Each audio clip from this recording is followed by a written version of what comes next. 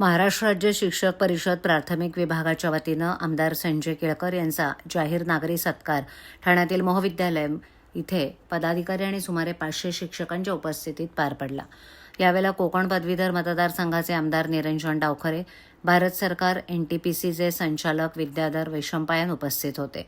आमदार केळकर यांना शाल पुष्पगुच्छ देऊन सत्कार करण्यात आला। महाराष्ट्र राज्य प्राथमिक शिक्षक परिषदेचे प्रमुख पदाधिकारी राजेश सुर्वे, भरत मडके यांनी शिक्षकांच्या विविध समस्यांविषयी लक्ष वेधलं।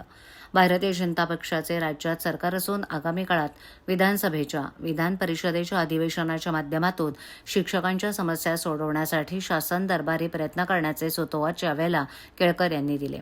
या कार्यक्रमात ठाणे जिल्हा हाऊसिंग फेडरेशनचे अध्यक्ष सीताराम राणे, ठाणे महानगरपालिका परिवहन सदस्य विकास पाटील यांची विशेष उपस्थिती होती। यावेळेला राज्य कार्यवाह संजय पगार, कार्यकारी अध्यक्ष बाबूराव गाडेकर, कार्याध्यक्ष बाबूराव पवार, कार्याध्यक्ष भरत मडके, जिल्हा महिला आघाडी प्रमुख छाया देशमुख इत्यादी उपस्थित होते।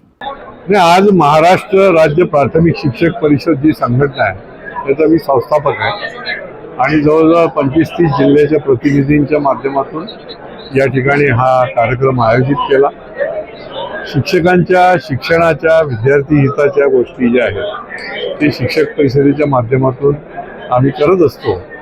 ज्या प्रलंबित मागण्या आहेत, अनेक मागण्या ज्या आहेत त्या आधीच्या सरकारमध्ये 2.25 वर्षामध्ये आम्ही पूर्ण केल्या।